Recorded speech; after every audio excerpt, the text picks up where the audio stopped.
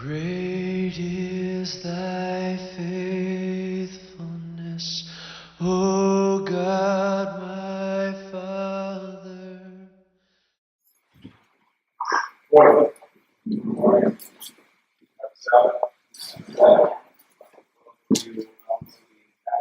Church, it's a blessing to be with the people of God. Is it done? Amen.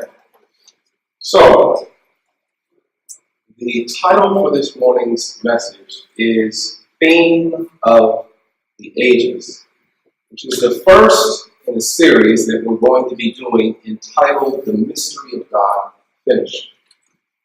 Now, those of you who were here the last time I spoke 2 weeks ago, you may be wondering to yourself, brother, I thought you were doing another series specifically geared towards men called A Few Good Men.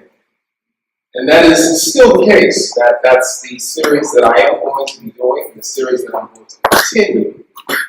But there were some concepts and some things that I brought out in that message that were not familiar to some people.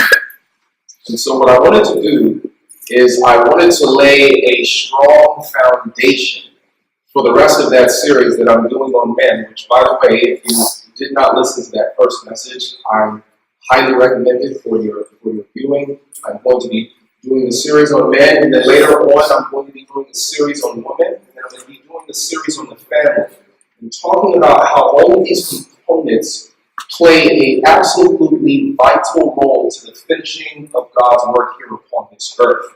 So I'm going to deal with them separately and then deal with them in joint effort. And so with that being said, I would like to have a word of prayer. And I ask that you please would pray with me and for me as I seek to deliver God's message this morning. Let us pray.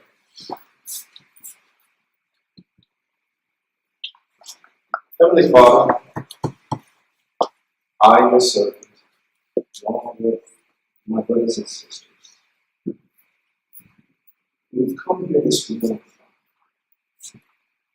desiring to encounter you. We don't want to come into this place and leave the same way that we came.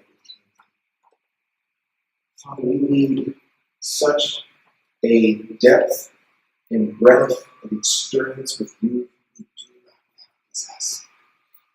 And if we were to be honest with you, Father, as we can hear the approaching footsteps of a coming Savior, as we see the signs that are all around us that allow us to know, we can hear, Father, the horse hoofs of that white horse that Jesus rides upon that lets us know that we are upon the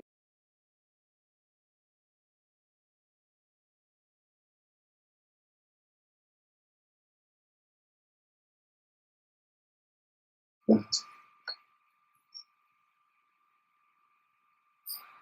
And Father, we need something with you special.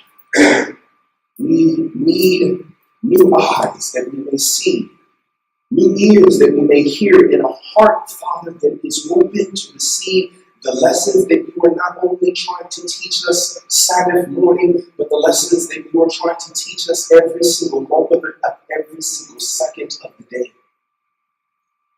I'm praying, Father, this morning, as we have come to hear a word, I'm praying, Father, that you please move me out of the way. People have not come this morning to hear man. We have come to hear from the Most High what he desires to speak to his children this morning. I ask, Father, that you please would speak to me and through me for the benefit of your people. For I ask this according to the merits and the righteousness of our crucified and risen Savior, Jesus Christ.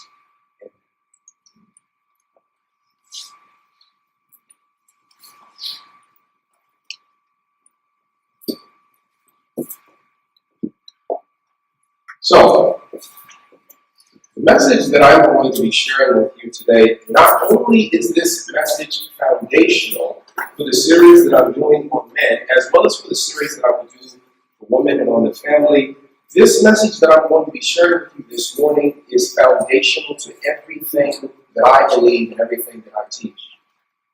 I don't care whether I am teaching on prophecy, whether I'm teaching on doctrine, whether I'm teaching on the reforms, there is one thing that I keep uppermost in my mind. One subject and one subject only, and that is the subject of Christ our righteousness. You see, one of the reasons why so many of our messages lack power today is because we have put the emphasis oftentimes in the wrong place. And as a result of that, many of the messages that we are hearing today is not stirring us to our core. Even when we are hearing messages and the prophecies are correct. Even when we are hearing messages on the reforms. Even when we are hearing messages, oftentimes they are void of the cross. They are void of the gospel, and they are void and destitute of Jesus Christ. And my Bible tells me in Romans 1:16 and in 1 Corinthians chapter 1 that Christ is the power of God, that the cross is the power of God, and that the gospel is the power of God. And if you have sermons that lack these, our messages will lack power. Everything that we believe and everything that we teach hinges upon these. And when we see these things in the light that we see them, I'm telling you, when you look at Revelations 13, you won't only see beasts. You won't only see horns. You won't only see images. You will see a revelation of Jesus Christ. Because Revelations 1:1 tells us that the whole book of Revelations is a revelation of who?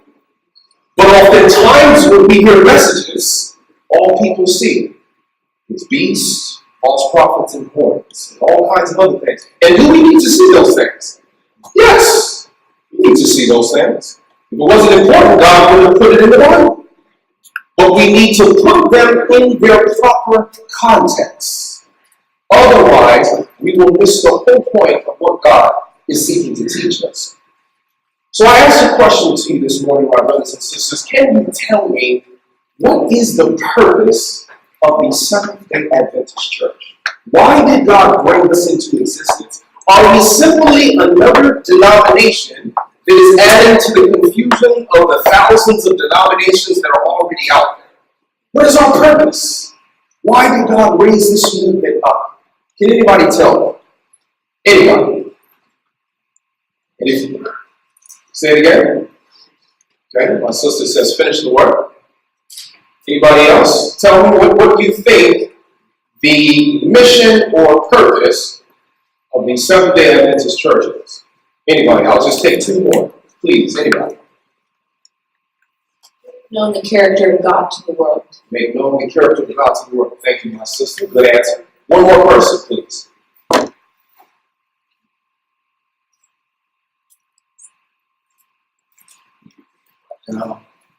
Don't be afraid to share. There we go. Thank you. Thank you. Huh? Yeah. Three angels' messages. Thank you, my brother. Good answer. Now, it is my desire in today's message, as well as the rest of this series, but especially today's message, it is my prayer that either you will see for the first time, or you will see more clearly, like you have never seen before, what the purpose of God's living church is.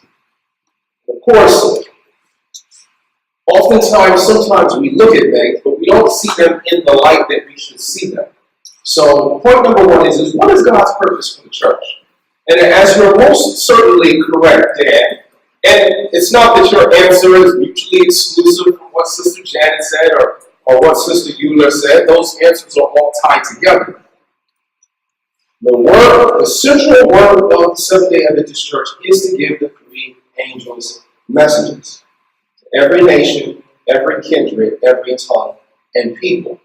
But oftentimes, when we think about the three angels' messages, we look at it so broadly that we miss things that can only be seen with the microscope. And as a result of missing some of those very important smaller details, we miss the very essence and the very purpose of why God has given us this message to give to the world. So we see in Revelation 14 and verse 7, first angel's message, it says, saying with a loud voice, do what? Fear God and give glory to him, for the hour of his judgment what? And worship him that made heaven and earth, the sea, and the fountains of waters. To God's last day church, he has given us the commission to give the three angels' messages to the world. And there is a very pivotal section in that message where we are to alert people not that a judgment is coming, but that a judgment what? Has come. But if we're going to present the judgment hour message correctly, there is something that God needs for us to see more clearly. Because if we don't, there will be a lot of things that people miss, and people will find themselves unprepared. Now, point number 2. What is this theme of the ages? What is this theme? In the book Education, page 125, you find this wonderful statement. It says, the central theme of the Bible, the theme about which every other in the whole book clusters. Somebody give me another word for clusters. You're going to say something, you don't have to talk. Your outside voices. Say it again. What is it? Gathers. Okay? Groups surround us.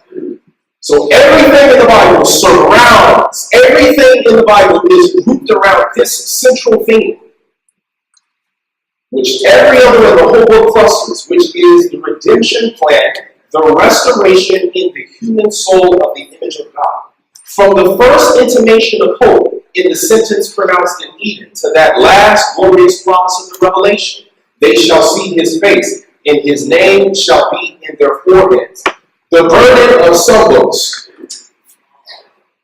the burden of a few books, the burden of every book and every passage of the Bible is the unfolding of this wondrous theme, man's uplifting, the power of God, which giveth us the victory through our Lord Jesus Christ. He who grasps this thought, what thought?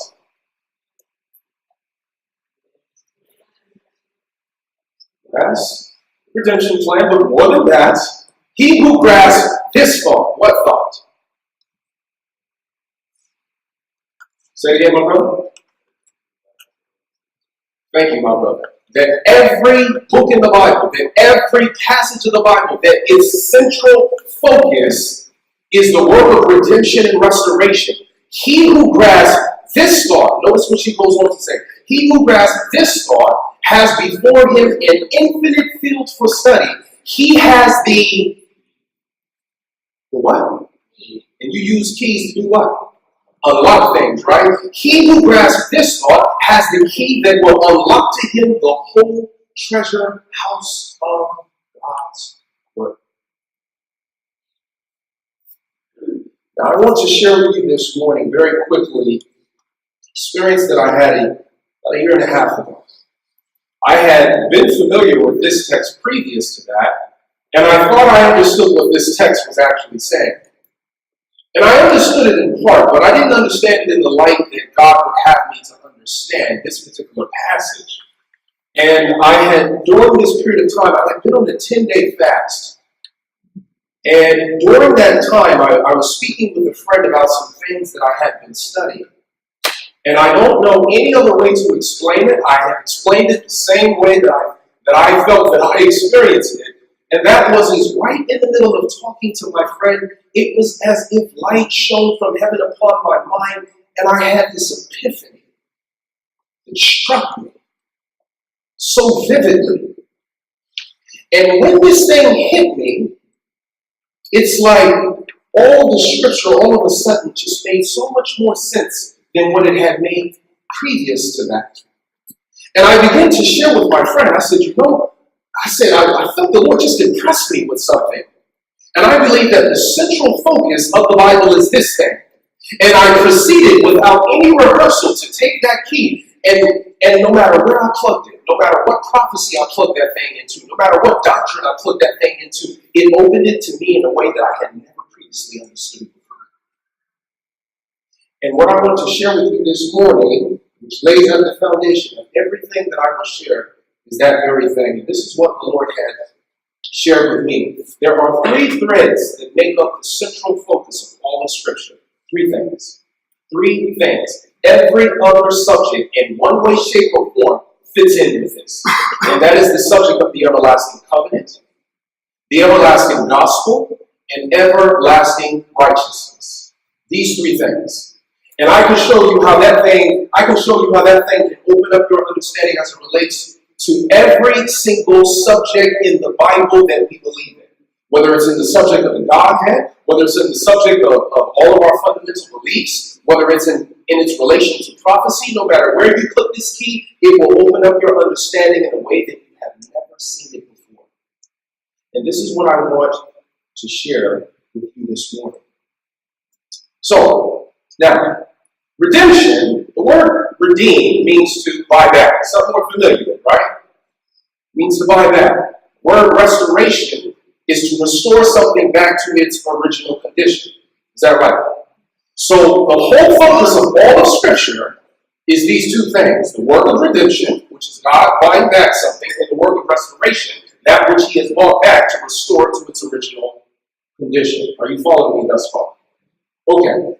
So now with that being said, I want to first take a look.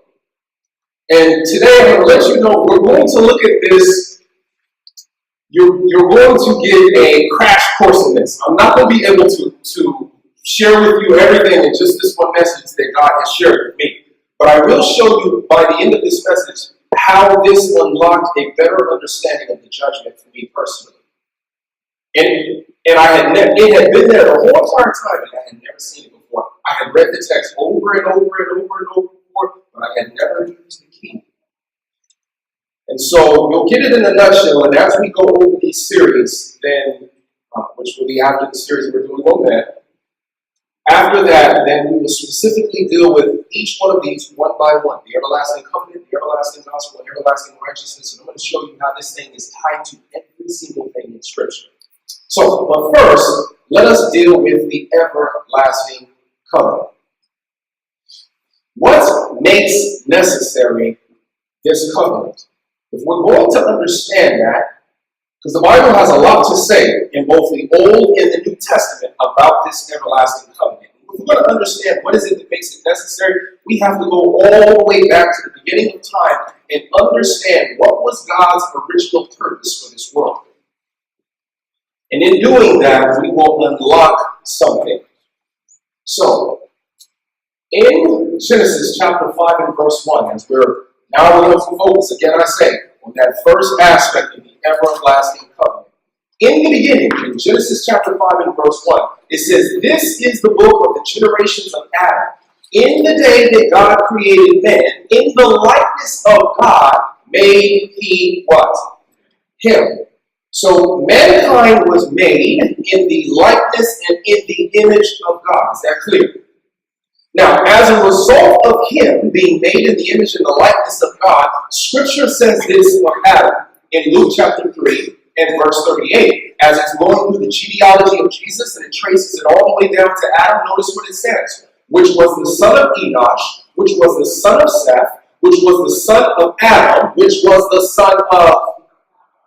So, as everybody's genealogy, as they're tracing it all the way down, each person has a father. And when you get down to who's Adam's father is, who's Adam's father? And it calls Adam the what? Now, because Adam was a son of God, what did that entitle him to? Because he was a son. What did that entitle him to?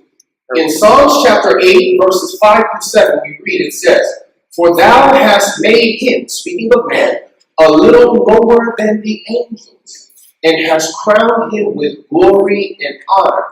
Thou madest him to have dominion over the works of thy hands. Thou hast put how many things?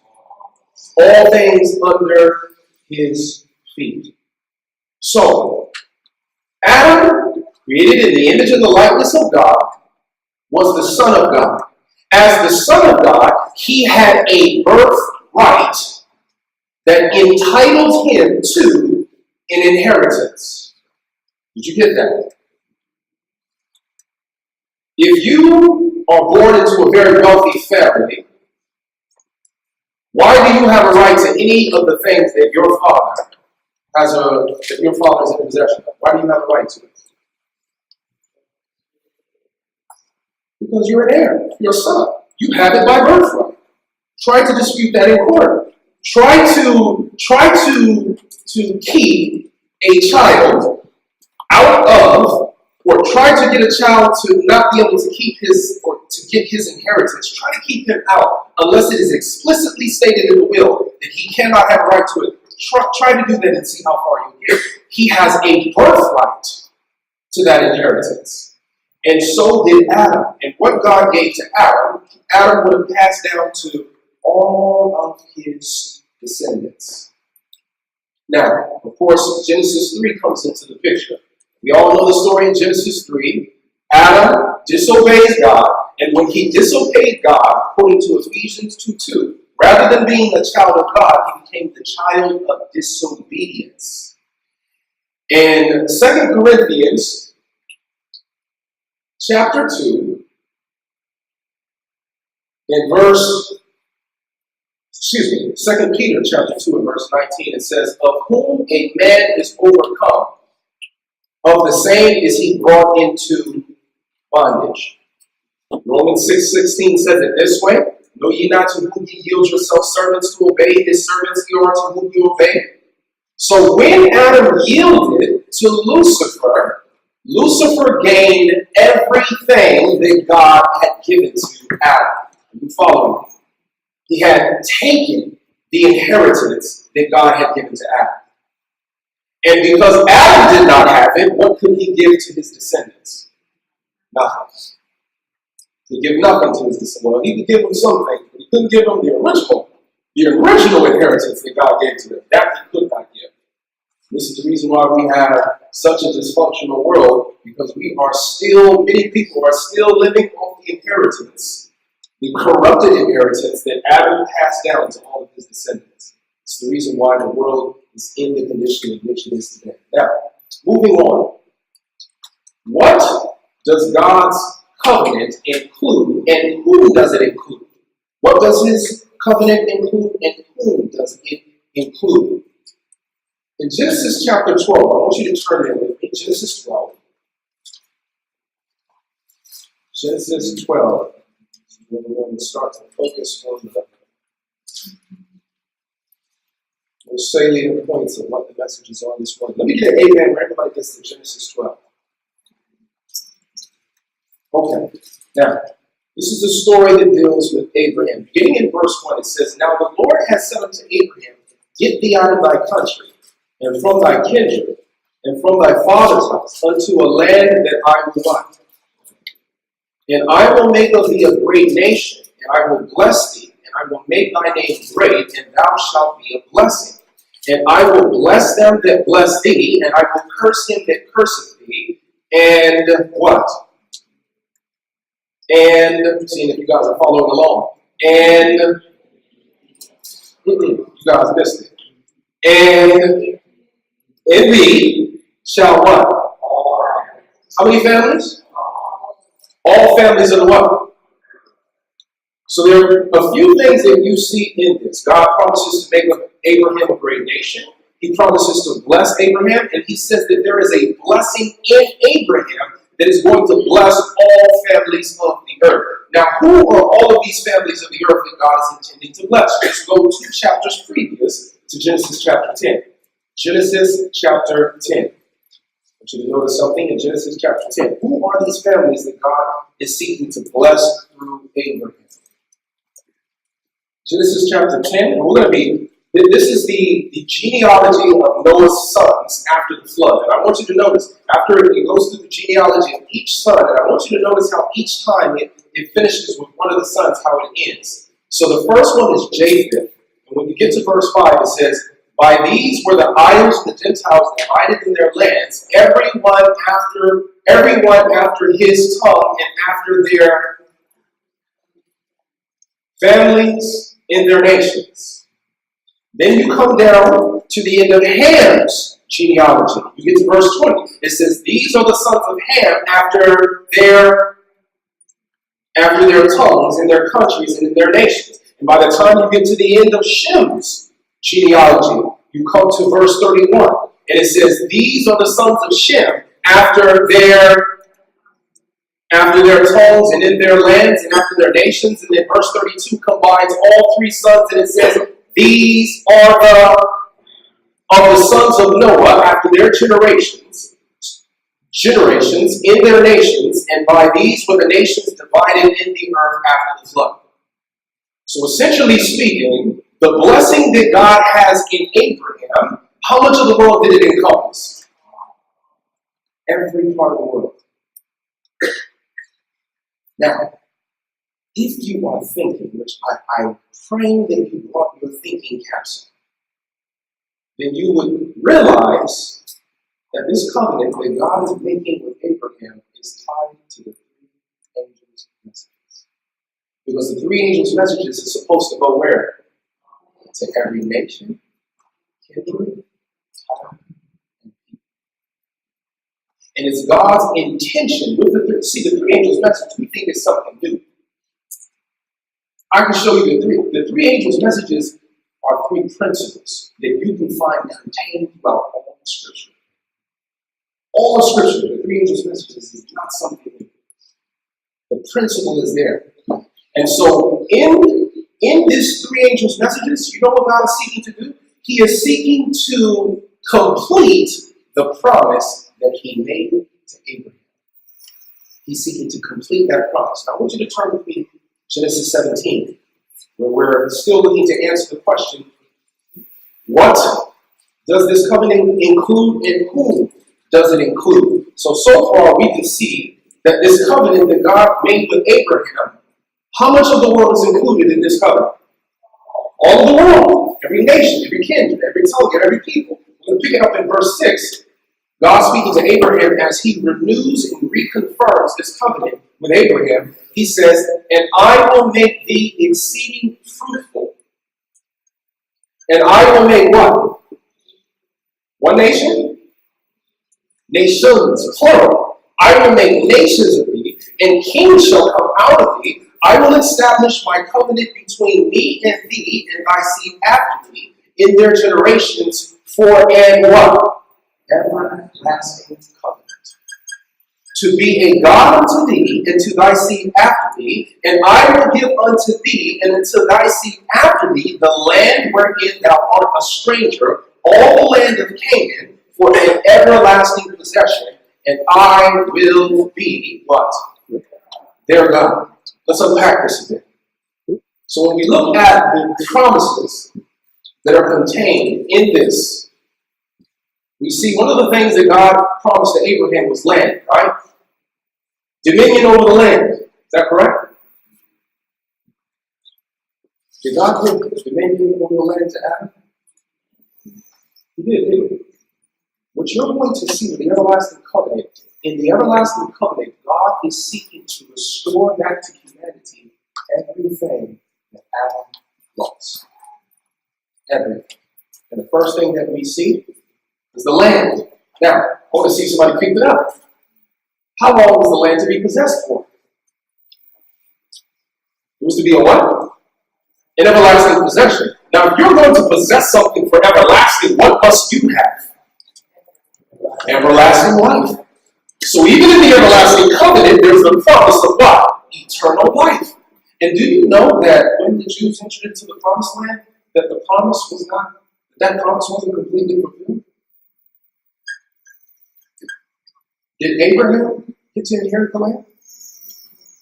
Did Isaac? Did the 12 patriarchs? What are they waiting on? The resurrection. So that promise has not been completely fulfilled. It's only been partially fulfilled.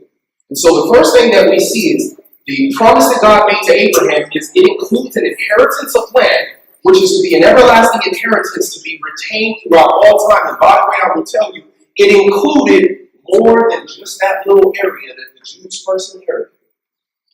The promise God was making him, I'm going to read you scripture later on that's going to tell you the promise that God made to Abraham was that he would inherit the entire world. That was the promise. It wasn't just a promised land. There's something to that which I won't even get into today that's really beautiful when you understand why God was having Israel conquer the nations the way that he was having them to conquer them. And it was his will that they would continue to enlarge their borders until their borders covered the entire world. That was God's original purpose. Moving on. The promise was also made to Abraham and his wife. See, there's another thing that we see there. And last of all, it included what? Membership in what?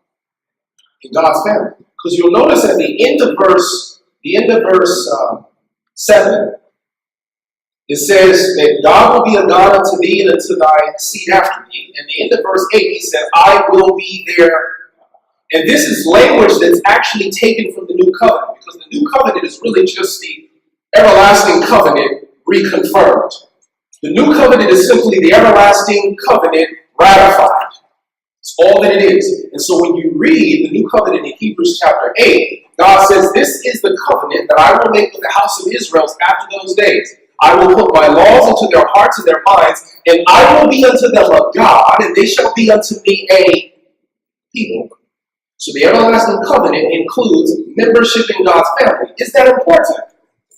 Because remember, the everlasting covenant is to restore everything that Adam, which included an inheritance.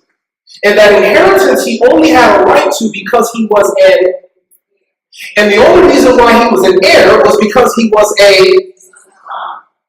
You see it? It's becoming clear? So it has to include membership in God's family. Otherwise, the inheritance cannot be restored.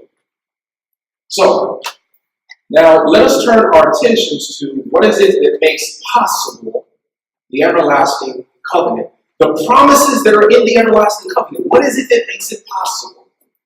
How is God's promise made possible to Abraham and all nations? Turn with me to Hebrews chapter 2.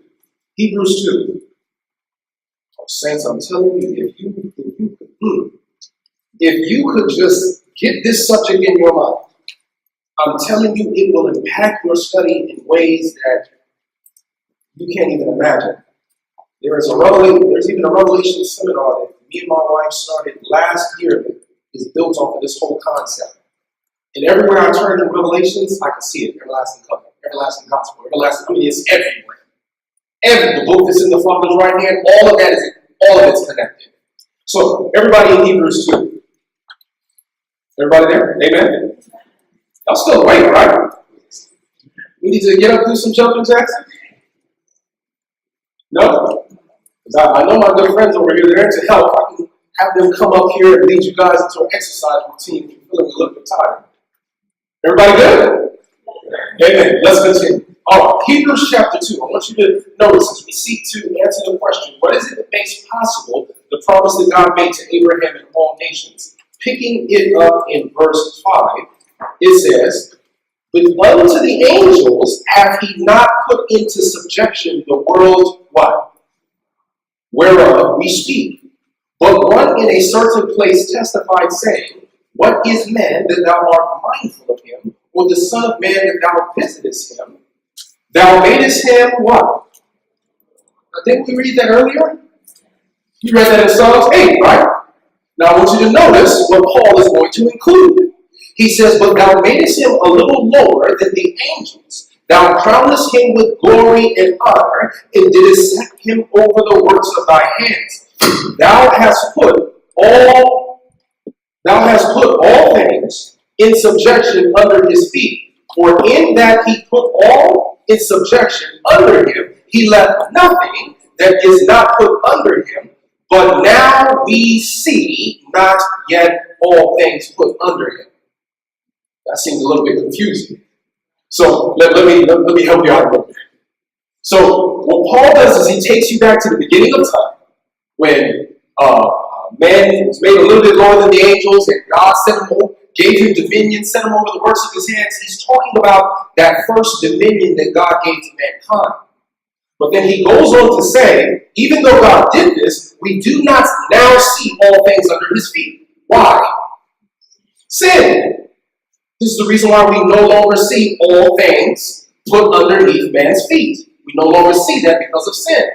But this is what the purpose of the everlasting covenant, the everlasting gospel, and everlasting righteousness is for. As you will see. Now let's continue reading. Verse 9. Or let me start with the end of verse 8 again. But now we see not yet all things put under him, but we see Jesus. Does that name mean something to you? Is that the sweetest name that's ever come upon your lips, brothers and sisters? But we see Jesus, who was made what? A little lower than the angels. Now we just read that, right? Who was made a little bit lower than the angels? So when it says that Christ was made a little bit lower than the angels, what does it say? He was made a man. He was made the second Adam. You follow me?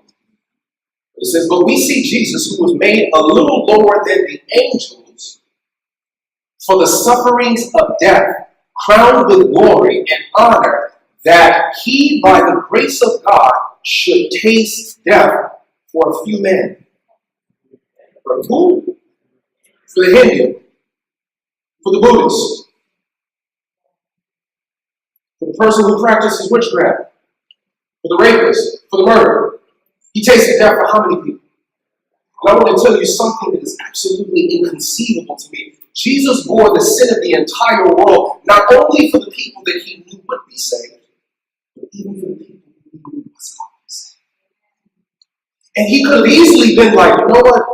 Father, since I know these people are not going to be saved, why don't we take that burden off of me so I don't have to experience that? But he even took upon him the burden of the people who he knew would never accept him.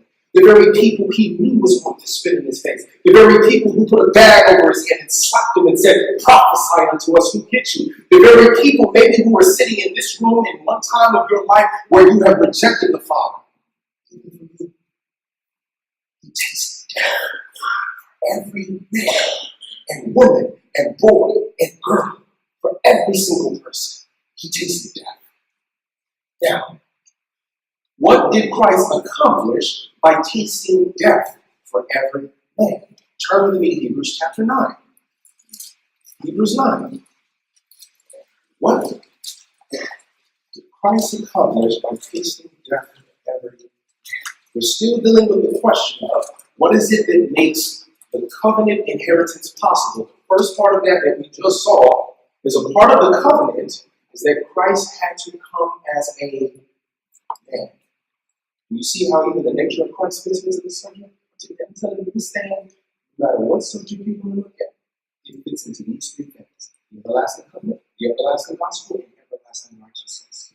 So we see the first part of that was Christ had to come as a man. But notice this, Hebrews 9, verse 15, it says, for this cause, and if you read the preceding verse, speaking of Christ, for this cause he, speaking of Christ, is the mediator of the new, that by means of death, for the redemption of the transgressions that were under the first testament, they which are called might receive the promise of what? So let's notice the first thing we see in verse 15. First thing verse 15 tells us is that the promise of the covenant is made possible through what? Through the death of Christ and the forgiveness of sins that we might receive an eternal inheritance. I want you to notice something. It goes deeper. It goes deeper than I want you to notice this next. Notice what verse 16 says. For where a testament is. Stop there. Can somebody tell me, does the margin in your Bible tell you what that word testament means? Covenant. So, another word for the everlasting covenant it can also be called the everlasting testament. I heard my sister say something in the background, which I'm going to come to in a moment. So it says, for where there is a covenant, for where a covenant is, there must also of necessity be the death of the testator. Now this is language, modern language. Testator. Does anybody know, besides my wife, and maybe some others who are acquainted with this, does anybody know what a testator is? Anybody?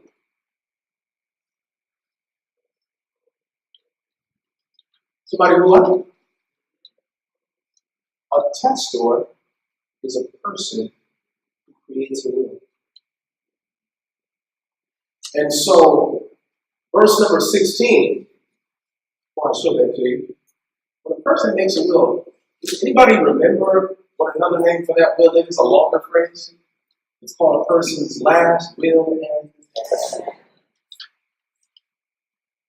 So the covenant is not only an agreement to restore everything that Adam lost, the everlasting covenant is also Christ's last will and testament.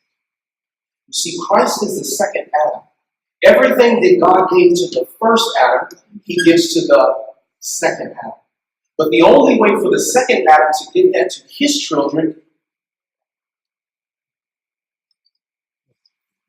let's notice, the last will and testament of the testator. The testator is the person who made the will.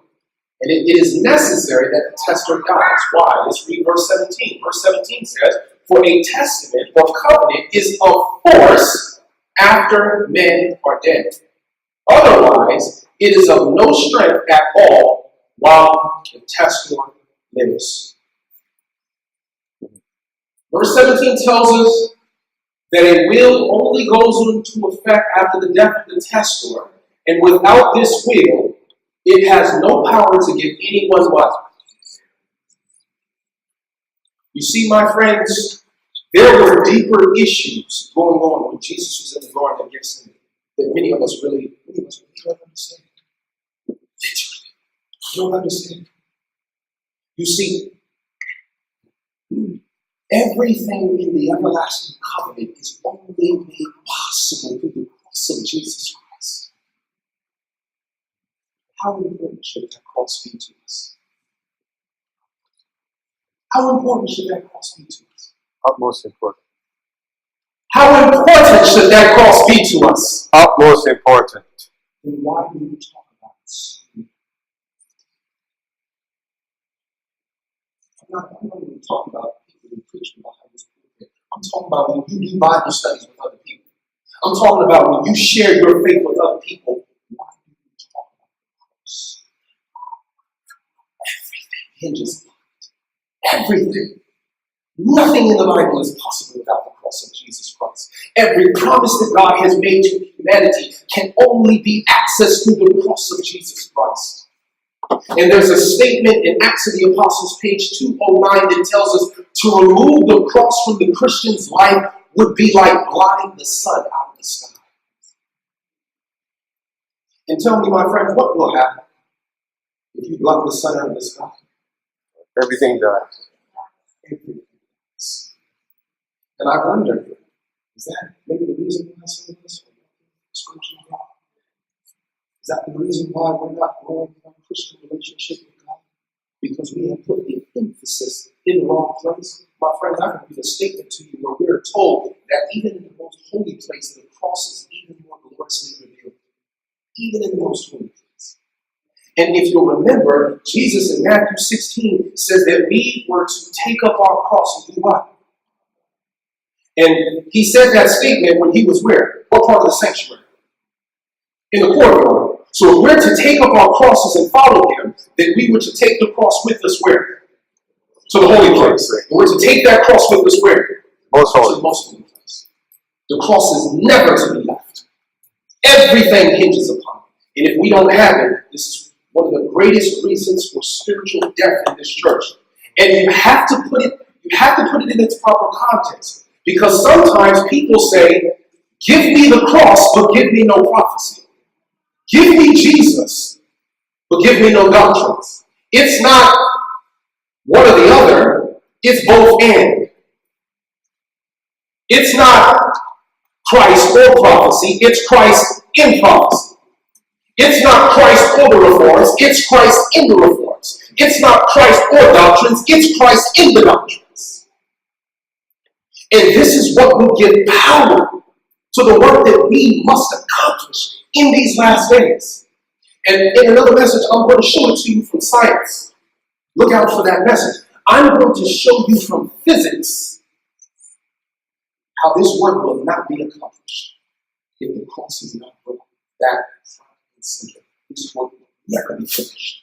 And it's not just the cross. We must connect it with every other distinctive message that God has given us for this time.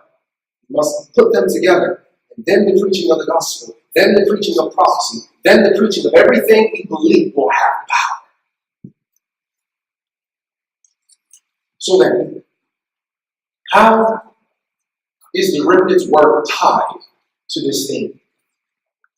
I asked you the question early on in this message. I said, what is the purpose of the Seventh-day Adventist Church? What's our purpose? What's our mission? What has God given us to do? And we have to stop looking at things so broadly. We need to start to zoom in and see some of the deeper things that God wants to show us. So how is the remnant's word tied to this theme? What is the word of the everlasting gospel? I want you to notice this. I want you to notice this. Pass by this. The statement in Acts of the Apostles, the reference will be at the end. It says, before ascending to heaven, Christ gave his disciples he told them that they were to be the what? To be the what? One more time for Peter to say. The executors of the will. This was the Great Commission. And whatever commission that God gave to the disciples, whose commission is that as well? Ours.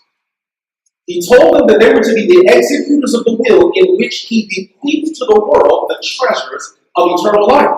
To you, my disciples, I commit this message of mercy. It is to be given to both Jews and Gentiles, to Israel first, and then to all nations, tongues, and all who believe are to be gathered where? So, what does this Great Commission represent the giving of? It's Great Commission. Notice it. It's in the text. What does this Great Commission represent the giving of?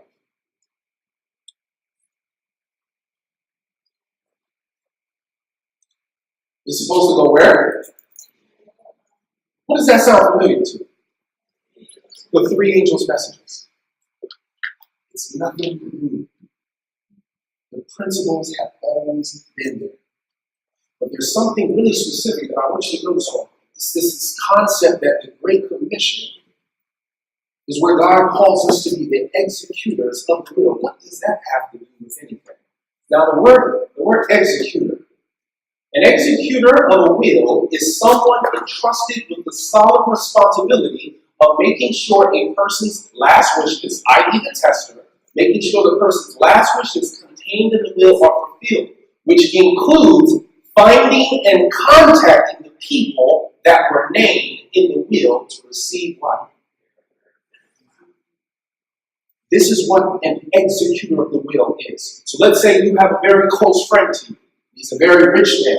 Before he dies, there's very few people that he can trust to make sure that his will is executed. So he entrusts an executor that upon his death will go out and make known to all those who are named in the will that they have a what?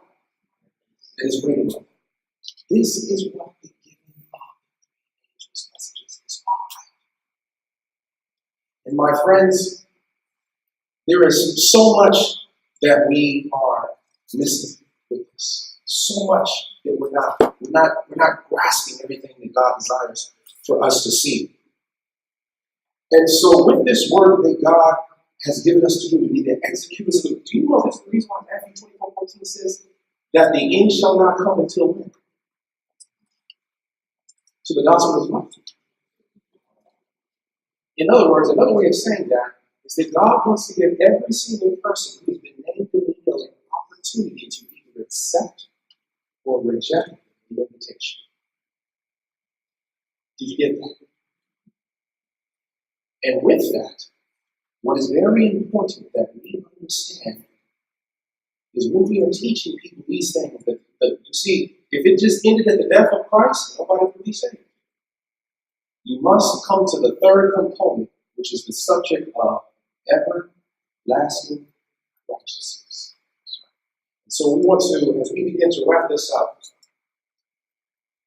do you know right now there are billions of dollars unclaimed? And people don't even know about it. Billions of dollars. In California alone, $9 billion of unclaimed money that people don't even know. Oh, there's actually a website you can go on. I actually found some money I didn't even know I had. Truth be told, a couple years ago, I went to that website and found out I had a check I never collected. Didn't even know I had it. And there are a lot of people who have this inheritance promised to them and don't even know. Whose job is it to make it known to them? Our job. And this work will never end until every nation, every kindred, every tongue and people come into an understanding of the provisions that God has made in the everlasting covenant to restore all things that have been lost, and how that has been made possible through the everlasting gospel. And if you will but receive the everlasting righteousness of God, you too can be amongst those who shall receive their inheritance. Now let's talk about this a little bit as we begin to wrap this up. How do we become heirs? How do we become heirs? In Galatians chapter 3, verse 26, 27, and 29, we read, "For ye are all the children of God by what? Faith in Jesus Christ." So we become children by what? Faith. That's how we become children. But I want to tell you something. There is something in between faith, actually two things, but I'm only going to deal with one today. There is something between faith and becoming a child that you must have in order to become a child. You understand what I'm saying? Now, it goes on to say, as many of you as have been baptized into Christ have done what? So let me ask you a question. Where was the blessing for Abraham? Where did God say the blessing was? In the what? In his seed. Who's the seed? Christ. Christ, Galatians chapter 3. Now I want to ask you a question. If you put on something, are you on the outside of it or are you on the inside of it? I have on clothes, right? Am I on the outside of my clothes or on the inside of my clothes? So if I put on Christ, where am I? In Christ.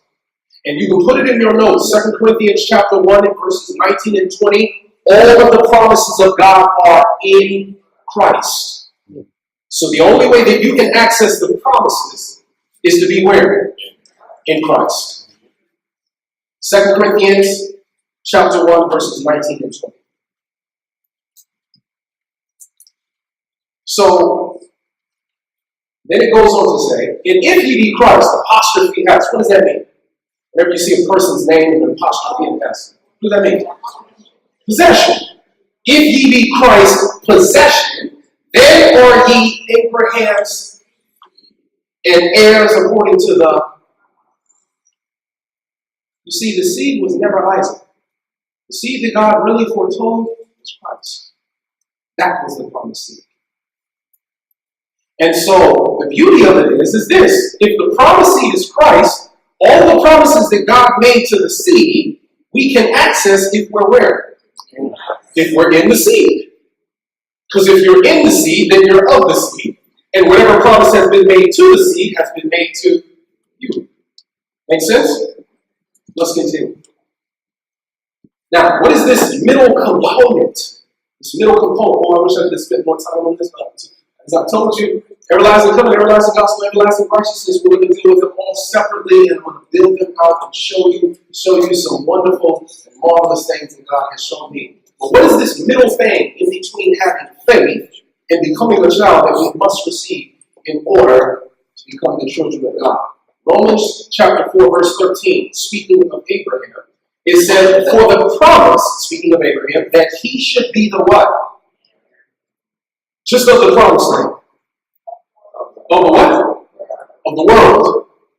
For the promise that he should be the heir of the world was not to Abraham or to the seed through the law, but through the... How did Abraham become a child? Through the message of righteousness by faith. And this is where the thing gets very critical. Because if we do not have the right message of righteousness by faith, people can never become children. And if they never become children, then they'll never be heirs. And if they are never heirs, they can never have a right to the inheritance. Ask yourself the question: do you have the right message of righteousness by faith? Or is your understanding of righteousness by faith righteousness, salvation in sin, or salvation by works? Both of those are counterfeits that Satan came up with because he understands that if people receive the counterfeit, they'll never become true. What kind of message do you have? Because if you're preaching the wrong message, you can make all brothers and sisters, you can teach them everything you want to teach them. I'm going to tell you what, there are going to be some folks in the lake of fire who knew our prophecies step by step. There are going to be some folks in the fire who dressed the way they were supposed to dress. There are going to be some folks in the fire who ate the right kind of foods. And I'm not saying any of those things are bad. What I am saying is if you have those things, but you don't have the right message that produces an experience, then your offering to God is no better to repentance. We must get back to these crucial basics that God is trying to share with us. Last few slides. How is the judgment connected to the theme of the ages? How is it connected? As I told you, no matter where you stick this key, it unlocks something that you've never seen before. I want you to turn with me to Daniel chapter 7.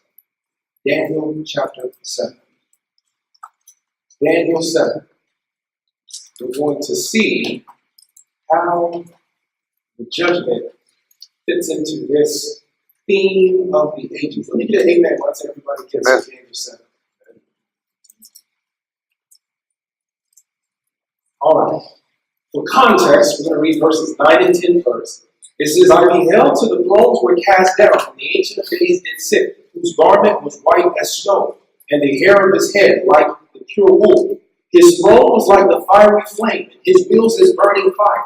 A fiery stream issued and came forth from before him. Thousands ministered unto him. 10,000 times 10,000 stood before him. The judgment was set and the books were opened. So what's the context? The judgment, right? Now notice what happens within this judgment context when we get to verse 13. And I saw in the night visions, and behold, one like the Son of Man came with the clouds of heaven, and came to the Ancient of Days, and they brought him near before him. And there was given him, who's the him? Christ. There was given him dominion and glory and a kingdom, that all peoples, nations, and languages should serve him. His dominion is an everlasting dominion which shall not pass away, and his kingdom that which shall not be destroyed. What is happening during the judgment? What's happening with Christ?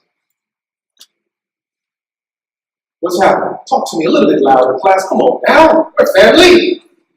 He's getting his inheritance. He's receiving an inheritance that was originally given to who? Adam. Because Christ is the what? Second Adam.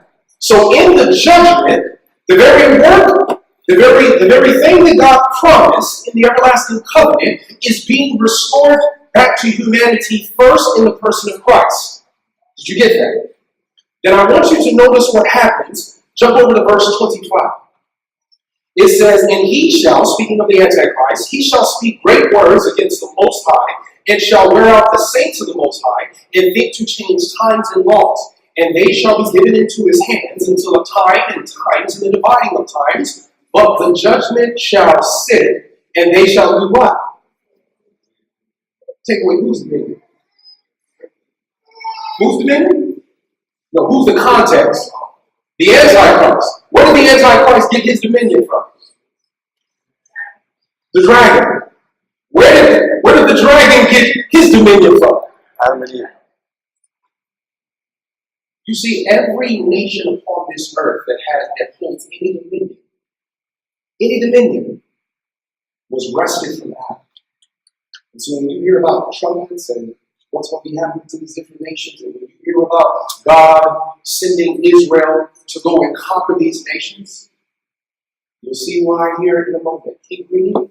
It says, but the judgment shall sit, and they shall take away his dominion to consume and to destroy them to the end. But the kingdom and dominion and the greatness of the kingdom under the whole earth shall be given to who? The people of the saints of the Most High, whose kingdom is an everlasting kingdom, and all dominions shall what? You see, in the judgment, Christ, your representative, the head of the human family, receives everything that Adam lost. Everything. You know what? After the judgment, what does he do? He gives it back. So do you know what one of the purposes of the everlasting? Do you know what one of the purposes of the judgment is? To see who has a right to the inheritance. This is one of the works of the judgment. To see who has a right to the inheritance. You see, this is what God is seeking to investigate. And I want to show you just these last two slides. We just about reached the hour mark. I want to show you something. I want to show you this in real time. When I saw this thing blew my mind. It was an illustrated sermon that really didn't need me to do much else with it. I want you to notice this. Please, if you're sleeping, now's the time to wake up. You don't want to miss this. All right. Salvador Dali's body will be exhumed because a tarot card reader claims he is her wife. Now, Salvador Dali, I didn't know who he was at this time, but he was a very famous painter. This guy made multiplied millions of dollars. He made a lot of money as a painter. And what is it talking about to exhume? To dig his body up. Why? Because there's somebody claiming to be his wife. Yes, ma'am. I want you to notice this. The New York Times told the whole long tale of how we got here a couple of years ago, but the short end of it is this. A Spanish tarot card reader, an astrologist named Pilar Abel, claims, she does what? Well, she makes a profession to be the illegitimate daughter of Dali. And of course, it goes on to say how, her and, he was married to somebody. He had an affair with her mother when he was visiting someplace. This is what the story was. The next paragraph. Her mother kept telling her about her dad, Dali. So in 2007, Abel attempted to settle paternity using nasal gastric tubes, ones that had supplied oxygen to the artist when he had been hospitalized in 1984. After getting caught in a fire, according to the Times. The results were what? His biographer, Robert Dishniar, I don't know how you say that, I'm going to try again, to whom Abel reached out for help, sent the samples off to another lab in Paris, but Abel said she never heard back from the lab. In 2015, she took the case to,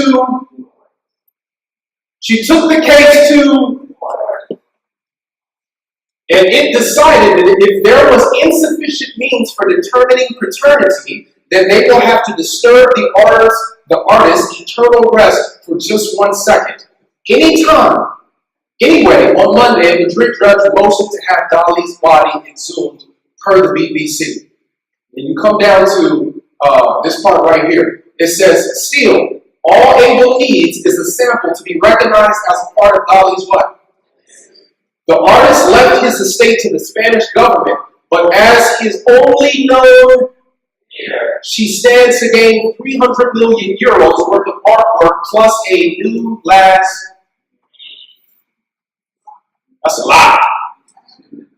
Let's unpack that just a little bit. So the first thing that we see is that the woman, and let me ask this question. Who does the judgment start with? Who does the pre-Advent judgment start with? Who? Those those who are professed what? Children of God. 1 Peter 4:17, it says that judgment must first begin where? In the house of God. That's where judgment starts. So first thing that you notice is that she was claiming to be a what? A child. And the only way to prove that she was a child was through a what? Was through a DNA test. Number 3, the case was taken to court to be investigated. And after it was investigated, if it concluded that she was a child, then she had a right to his vast inheritance that he left behind. Do you see the whole investigative judgment here? The whole scene is there. Now, let's notice what happens. Salvador Dali, the Spanish woman, claims to be daughter of Cyrilus order, disproved by what? So you notice this. The Spanish woman's claim to be the daughter of the Cyrilus artist, Salvador Dali, has been disproved by a DNA test. The Deceased Painters Foundation has said, Pilar Abel, a 61-year-old tarot card reader, has long alleged that her mother had an affair with Dali, arguing that she had a right to part of his vast estate. You see, in the investigative judgment, God is seeking to restore back to humanity everything that Adam lost. That has been made possible through the death of Jesus Christ. But there are those who have made a profession that they have had an experience with the dead and risen Savior. And the only way to prove that claim to be the truth is through a lie. And the Bible says that when we truly are children, we become partakers of the what? And you see, my friends, there is a test that is about to come to this last generation. And it's called the mark of the beast. And that test is going to prove, it's going to show who really are God's children and who really are not.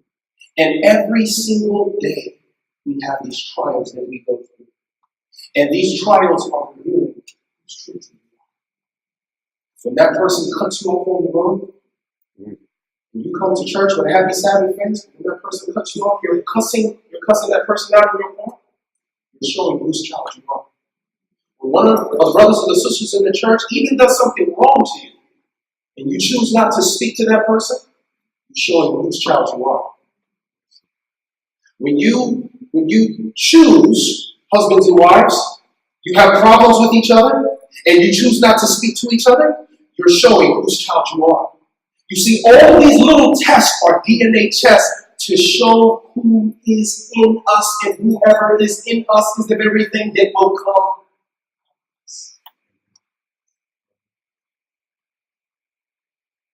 To say that, because maybe it could cause us to be more thoughtful, more careful in our interactions with each other. And not because we are afraid of hell, but rather we should be afraid of dishonoring God. We should be afraid of dishonoring the one who has done so much for us.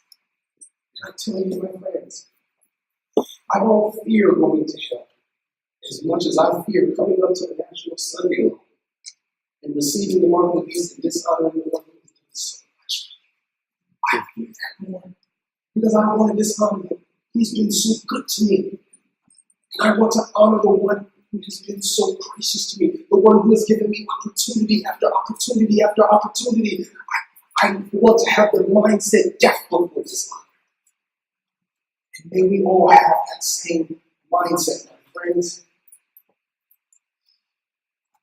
You see, many people are afraid of the judgment because we present the subject in the same way that Cain presented his offering. Destitute of the blood of Christ. Destitute of Christ's our righteousness. I wonder if we're presenting the judgment in the same way. This is the reason why. If people would only know, this is the last verse I leave you with. If people would only know, Judges 2:16. Nevertheless, the Lord raised up what? Who did what? Condemned them. He raised up judges for what? To deliver them out of the hand of those that what? Do you know the work of the judgment at the end of time is the final piece in the plan of salvation? And your judge is also your deliverer. He doesn't want you to be unready. And every single time you come to church, Sabbath after Sabbath, he's giving you these messages because he is seeking to deliver you. Because the Bible says in John 8:32, you shall know the truth, and the truth shall what? Set you free. Your judge is your. He's seeking to deliver you. But he is such a perfect gentleman. He never forces himself upon you. Use your freedom of choice to freely accept. I appeal to you, saints. My first appeal is this. I'm not going to call anybody up to the front. We do this so often. It's so easy for all of us to run up to the front when we're feeling emotionally stirred. We go home the same way that we came. My first appeal to you is this. If you realize that you are not where you should be with me, if you realize that you have left your first love and that the flame has gone out, don't love him the way that you used to. You don't talk about him the way that you used to talk to him. You want to have somebody pray with you. I make myself available to you. See me after service. I would love to pray for you as I pray for myself because I still have not arrived. But I know I tell you this much. This message has helped me to love Jesus. And I'm still not where I should be, but I know if I stick with Jesus, he will take me. So that is my first appeal. If you want prayer, I would like to pray with you at the end of the message. That's my first. My second appeal is this. Maybe there's somebody in this room. And you are not where you should be. And you have been hearing messages after messages. And the Lord, he's you can feel him tugging on your heart. And you realize, you see the beauty in the fact that God is offering to restore to you an inheritance that will never fade.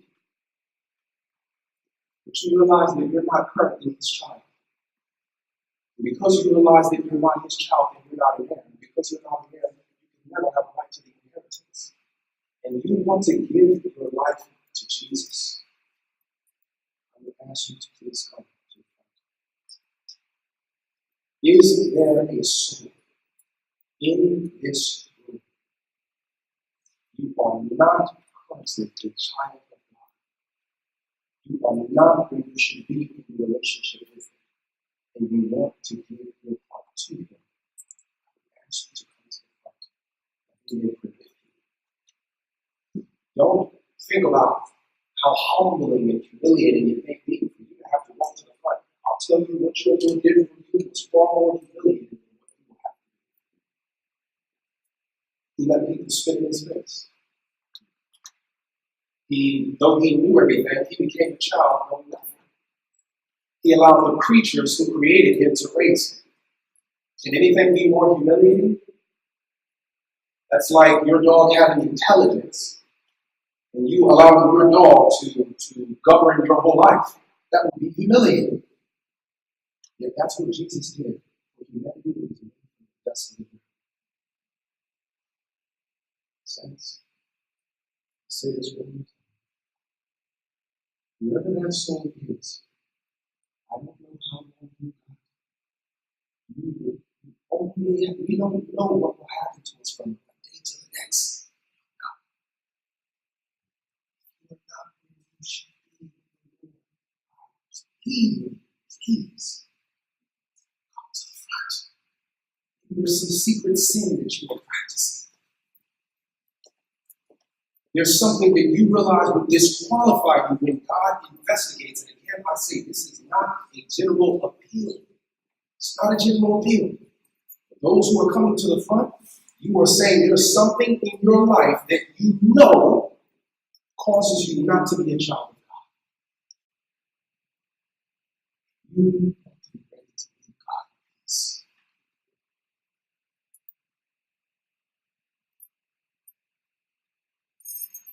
You make me feel a little uncomfortable. You're still sitting in your chair somewhere out there. You just want to talk one on one. I also make myself available.